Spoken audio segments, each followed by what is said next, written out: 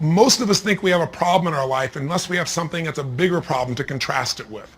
And when you see this story and you walk through their exact life experience of the course of these 2 years, the year that we work with them is 30 days, but you see the course of what's happened to them by finding out what's happened a year later, you begin to understand that it doesn't matter what happens in your life, you are more than any moment. There's no challenge you can't face and overcome. The events of our lives don't control our lives, our decisions do.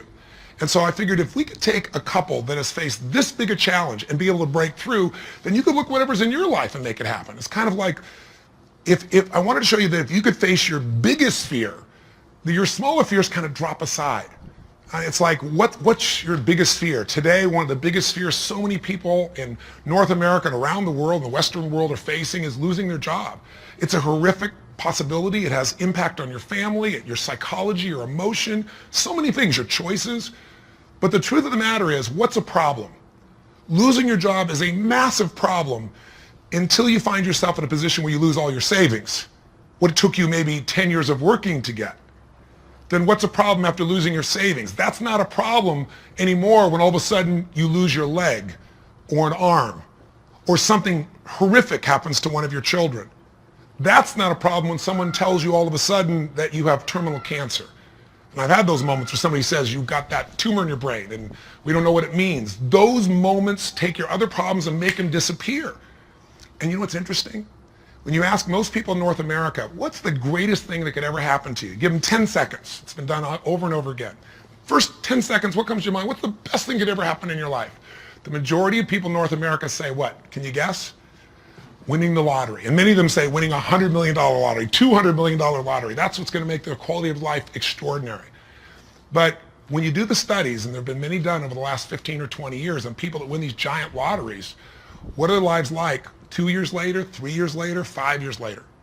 Is the quality of their life extraordinary? Rarely, if ever. Because what's happened is they haven't grown. Life gives us these events, these quote horrific events, because there's an area of our life that has to grow.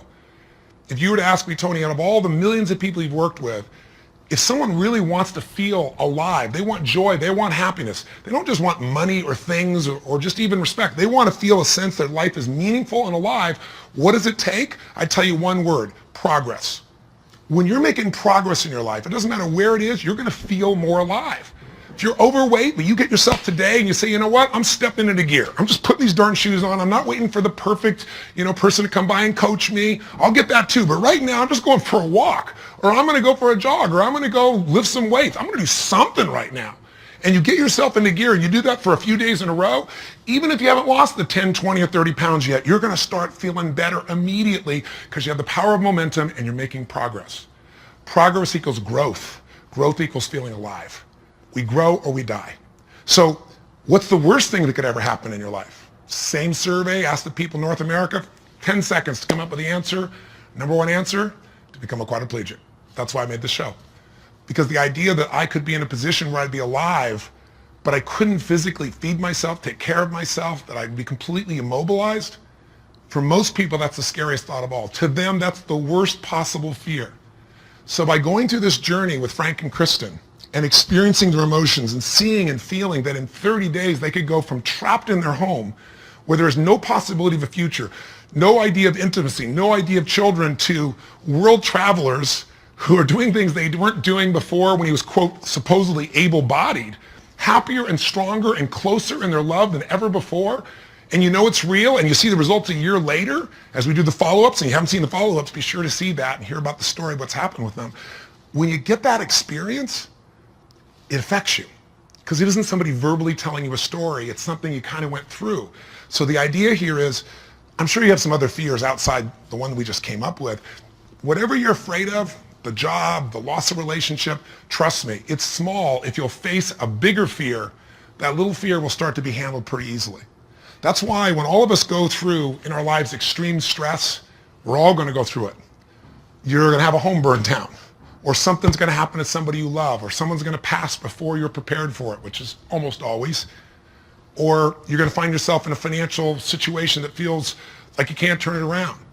Or you might feel like personal character assassination, or maybe you get mugged, or maybe you get a terminal disease. We all will face multiple times in our life extreme stress. The difference in people's lives is not what we face, it's what we do with what we face. You can take yourself from a place where in the face of absolute total tragedy, you triumph. But it requires making some new decisions, taking some new actions, and mastering a part of yourself that can unleash all of your power and ability as a human being.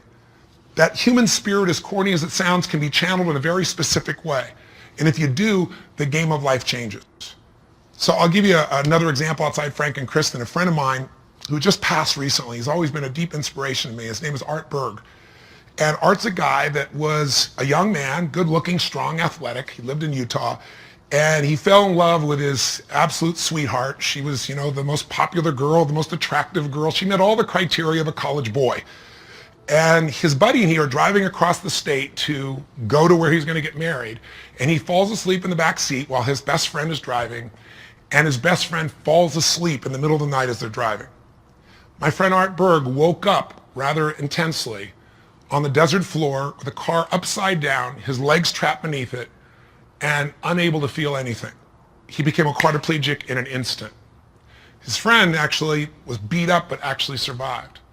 Now, what do you do in a situation like that? Well, the first thing most people do is they want to curse God or they want to curse their friend. It's not their fault. Most of what happens in our lives is not our fault, but what we do with it is going to determine the quality of our lives. Sometimes it is our fault, let's be honest. But lots of times, events happen. Stuff happens, or whatever word you want to replace stuff with. You know what I'm talking about. But what's different about this man is he made a different set of decisions. On that day, he said to himself, you know what? I got two choices. I can live here in the dirt and live and suffer the rest of my life on what I've lost, or I can figure out how to maximize what I have. He developed this mindset. His mindset was, before the accident, there were about probably 10,000 things I could do. After the accident, he said I could probably do 9,000 things. Before the accident, I was probably not even doing 500 of those things. I'm going to do more while I am now. And he did. He became an entrepreneur, started his own bookstore, and became very successful. He married the same childhood sweetheart because this man was so inspirational to be around. It didn't matter what he was in a chair. She loved him. He had 2 children, one of the greatest gifts of life. And he did all kinds of crazy things. He'd scuba dive. His friends would put him in a suit and tie a set of weights to him. He'd drop to the bottom. They'd drag him along the bottom. That was his idea of scuba diving. He was an incredible human being, and he lived an incredibly full life filled with joy. The worst thing ever happened to you, be a quadriplegic? The best thing, win a lottery and feel like everybody wants something from you and you didn't earn it, and there's no sense of joy and everything's about trying to hang on to what you got? What is the best thing that could happen to you? What is the worst? The worst is not to take control of the force that controls your life. And that force is human emotion. I mean, I want you to think about this and answer a question for me if you would. What really changed Frank and Kristen's quality of life? What changed them? You can see the change. You can see it even more a year later, that it's continued to happen. What made the change possible? Did you get it? Did you see it? The answer is simple. We changed the emotional pattern that was controlling their life. And you and I have emotional patterns that are controlling us right now. Whether we're aware of it consciously or not doesn't matter. It's the force that is shaping you. It's shaping your relationship. It's shaping your finances. It's shaping your career. It's shaping the amount of joy or unhappiness or suffering or excitement you have right now in this moment. But it's an invisible force most of us never take a look at. You might want to take a look at it right now through the eyes of what we did with Frank and Kristen. Now, what was the emotional pattern that was dominating them at the beginning of the show? You could feel it, couldn't you? And there was this feeling of death, that there was no future, probably the most common belief system in people in North America and now in Europe. 60% of Americans now believe that the future is going to be worse than the past for themselves and for their kids. 70% of Germans and Europeans, I think it's 80% according to the Pew study recently in France. Around the world, we're starting to believe that circumstances control who we are. Don't get me wrong, circumstances play a huge impact. Events play a huge impact on your life, but they're not the ultimate determining factor. The force of human spirit or emotion is it. With the right emotion, you can unleash things you could never dream of. And I know you know this is true. So take a look, let's analyze. Where do these two live after the accident? Well, where would you live if you were Kristen? I mean, you've lost your future, supposedly. There's no intimacy. There's no chance of children. You've become the full-time nurse to your husband who you love, but now you're changing his catheter every few hours. You're afraid to leave the house because you're afraid, what if he falls over? He may stop breathing.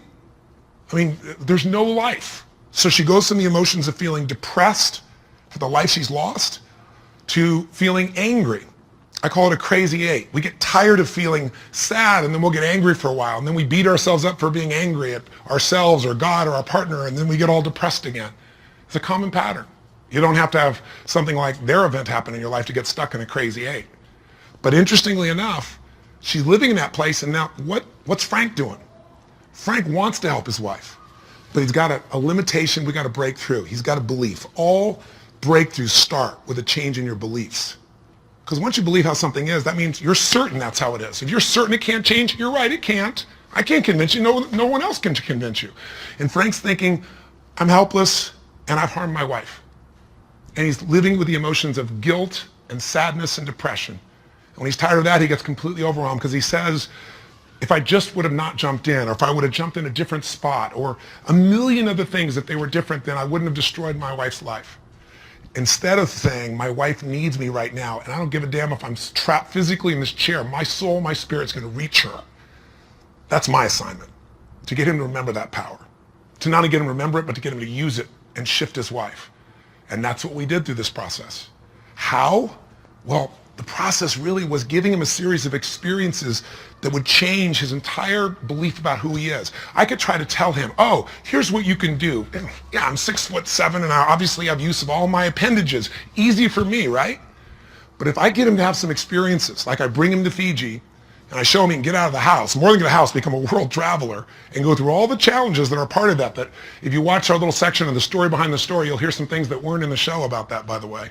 But I get him to travel to Fiji, and the first thing I got to do with him is I got to get him to experience, not know intellectually, but experience he can make a difference for his wife. He is not helpless. She needs him, and he can transform her. He can take her from crying, sad, out of control, angry, to laughing and giggling and feeling love that fast. It's a beautiful moment in the show if you watch. And all it is something called presence. Something if you're not clear about, do some homework, follow up with us or someone else, figure out how to create that, because that's what changes relationships. Presence. It works. And Frank starts to understand, not verbally, but by his own experience, hey, I don't have to live in that sadness or that feeling of being unworthy or that feeling of being overwhelmed. I can matter. I can matter to her. I don't have to be the person she just takes care of. It was a huge shift in the experience. And I'm giving you Frank's example because it relates to yours. Maybe you have different emotions, but then we all get to points where we feel like we don't matter or we can't change something. We're stuck, and it's our belief. Great way to break that belief, get yourself another experience. That's what I do with people in seminars. That's what I do in any coaching process. Change it. What do we do after that? We take him through the experience of facing his fears, and we get him to do the skydive together with his lady. And he feels total freedom for the first time since the accident. You get freedom when you face your fear. Not just face it, but you push through it. I get him to face separation from his lady for 10 days. Get him to be in a room with Olympic athletes who couldn't move across the room. He couldn't move across the room, but now they're incredible, and he feels like he's not enough, and he has to push through that. Show him how to get back his dream, drive his truck, get in that thing and drive 100 miles an hour, even though all you got is your elbows to drive the darn thing, and I'm on the other seat. Pretty cool thing. So it was a stacking of these experiences that got Frank to own himself in a new way, to build a new identity, a new set of emotional patterns. So here are the steps, and this is what you want to do. What did I do with him? I did 4 things. That's all I really did at its core. Number 1, for both of them, for Frank and Kristen to transform, I identified where do they live emotionally. That's what you got to do. Where do they live emotionally? Well, we just described where they live. Depression, anger on one side, feeling guilty, feeling overwhelmed, feeling sad on the other. There's no way they can change their life with that as the emotional fuel to get you to take action. You're not going to take action. There's not enough intensity to get you to get through the obstacles or the tragedies or the challenges. Once you see what the pattern is and you tell yourself the truth, this is where I'm living, step 2 I did with him, is I identified what's the antidote. So if fear is what's controlling things right now, we need an antidote called courage. Now, courage doesn't mean that you're not scared. Courage just simply means that you're scared to death, but you do it anyway. It's an emotional muscle. It doesn't feel good. You just exercise it. That's what courage is. I mean, everybody you know has different emotional patterns. And it may be hard to see it in yourself, but I bet you know it in other people. I mean, come on. Don't you know somebody who lives every day and they're angry all the time, or they're pissed off, or they're frustrated, or they're worried all the time? I mean, haven't you met people at different times who, don't you know somebody that's always kind of playful or crazy or cracking jokes? Better yet, do you know somebody who's not really funny, but they think they are? And they tell a stupid joke and everything else. It's not even funny, but they crack themselves up so much that you find yourself cracking up, right? I mean, people have patterns. The question is, what's yours? See, if you can identify the patterns in other people, you can start to see them in yourself as well. And you know what we all do? We all find a way to try to get what I call home. Home is, I noticed after 9/11, I'm with 2,000 plus people from, I think it was 45 countries. I was in Hawaii. The accidents happened, the tragedy happened, the attacks happened, and we got the information at 3 o'clock in the morning in Hawaii, and we had, 100 plus people, 200 people that were from New York, many of which worked and had offices and friends in the towers, and all their friends died, or their whole company disappeared. And I had to bring these people in from all these countries with different religions, different backgrounds, different belief systems. Some people were celebrating. Other people were crying and saying it was the end times. It was unbelievable. I noticed all this emotion around me. And the biggest thing to put them all together is I had to say, what's really going on here? And I noticed angry people got angry. Sad people got sad. Guilty people, a nurse, she was guilty. She wasn't there helping people, but she's always guilty. The angry lady's always angry. We all have a home. Many of the people didn't live in the United States, didn't know anyone in New York City, and they were yet angry, guilty, or sad. Why? They weren't angry, guilty, or sad about the 3,000 people a day that die of cancer and heart disease. They're all mothers, fathers, children. I pointed out that day. You can't be convenient with your compassion, and yet most of us are. We're unaware that we use events as a trigger to get home, back to the patterns we know, even if it's uncomfortable. So if you identify where you live, emotionally, the patterns that are limiting you, the second piece is find the antidote. Courage can replace fear. If you're feeling this unbelievable feeling of overwhelm, you need love or support. And not just go get it, go give it. See, finding that antidote starts to change the game. And then after you identify it, you find the antidote. Number 3 is you got to practice that emotion. I know that sounds weird. I'll explain what I mean in a moment. But you got to do that emotion enough consciously that you can go from frustrated or depressed to determined. And you know how to shift that gear, and it's not fake, it's not some pump up, it's real. And it changes your life when you can do that like that. And it's a biochemical change. It's not some I'm happy, positive thinking BS. That's not what I teach. I'm not here to tell you go to your garden and chant there's no weeds. I'm here to say there's the weed, go pull it out. But you're not going to pull it out without determination, without passion, without commitment. Am I making sense? So if you know the pattern, if you find the antidote, if you practice it enough, and then the final step, you condition it. You practice enough that you can just automatically go into it, that's when your life changes. So what are you going to do as your assignment for this week to take this little 10-minute rant I'm giving you and convert it into a massive, measurable increase in the quality of your life? I can't do that for you. You can do it for yourself if you do what I tell you. Here's what you're going to do. Step 1, and this will be on the web as well. Step 1, you got to identify where you live. So where do you live? Where do you live emotionally? You personally, just like we did with Frank and Kristen. There are thousands of emotions. There's 4,000 words in the English language, I should say, for different individual emotions. I did the research on it years ago. I'm gonna have you take out a piece of paper, pen, take out your notebook, computer, get a page. On one side, one column, write all the emotions that you experience at least once a week that empower you in some way. Love, passion, excitement, creativity, whatever it is, peace, determination, I don't know, what are yours? I want you to write the emotions, though, you don't experience once in a while. The ones you experience at least once a week in a powerful way and really feel it. Not an emotion you feel once every blue moon.